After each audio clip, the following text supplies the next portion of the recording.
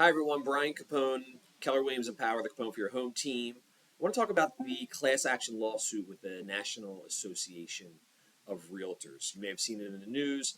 Changes went into place August 17th, and I purposely waited about 6 weeks or so to make this video because I wanted to see how the marketplace would react. We knew what the changes were, we just weren't sure how the market would react. So let me quickly start with the changes, okay? Number one, in our MLS, which is our multiple listing service, it's the database that realtors use to put their homes for sale in there.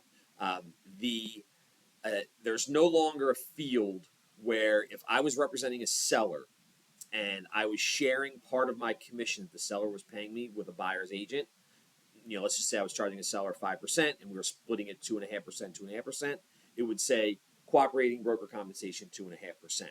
And buyer's agents who are searching for their buyers would see that information. That information is no longer there. They don't want, realtors selecting homes to see based on the compensation being offered to them. Fair enough, makes sense. Okay. Number two, buyers and buyer's agents need to have a buyer agency contract signed prior to seeing their first house together, and it has to dictate a fee that the buyer is going to pay for those services. There are two types of buyer agency contracts. One's like a test drive. Hey, we're going to go look at a property. Or two, this contract's just for these properties. Doesn't work out. Everybody goes their separate ways. And then there's a more exclusive buyer agency contract that connects them for a longer term. It was a document that was always in place. It just wasn't always used. Oftentimes buyers were hesitant to sign it. And buyers agents didn't really give a compelling enough case as to why it should be signed. Now it's mandatory. Third thing, not really a change. Listing fees for sellers selling the house were always negotiable, and the seller was not required to offer out cooperating broker compensation to another agent. The listing contract now has a little bit more information that clarifies those things, but nothing has changed. I think that was a little bit of the misinformation out there, was people thought that the commissions were set. Realtors may not negotiate them and say, hey, if you want to work with me, this is my fee. But it wasn't always you have to pay this fee for every realtor across the board. There was always an opportunity to negotiate.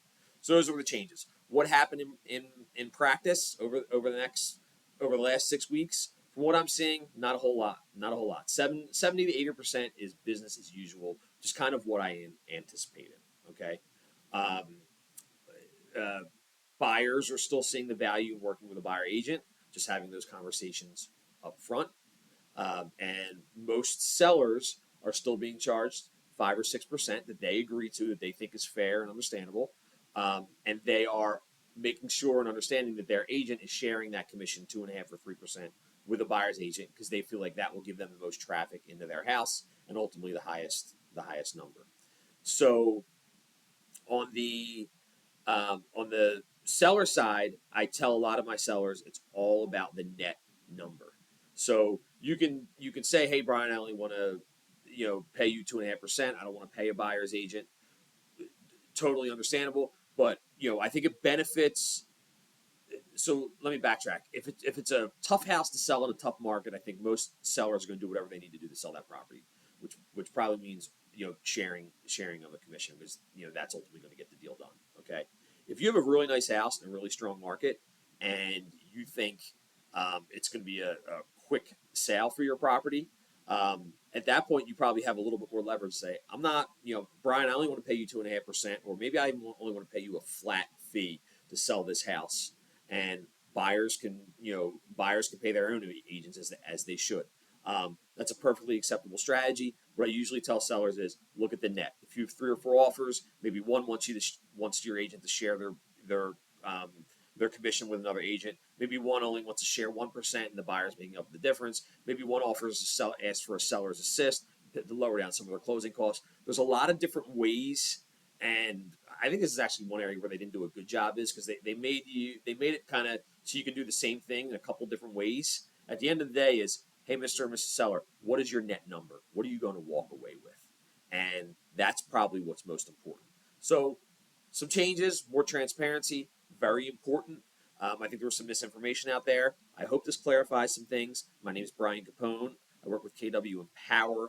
I'm also principal component for your home team. I specialize in single families, condos, investments, landlord tenants, buyers, sellers, land, mixed use, whatever it is, center city, surrounding neighborhoods, suburbs as well. So if you have any questions about this, if you're thinking about buying, if you're thinking about selling, if you need more clarity on this, 5-minute video, happy to sit down with you and really go through it with you piece by piece so you have a better understanding, because that's what this is really all about.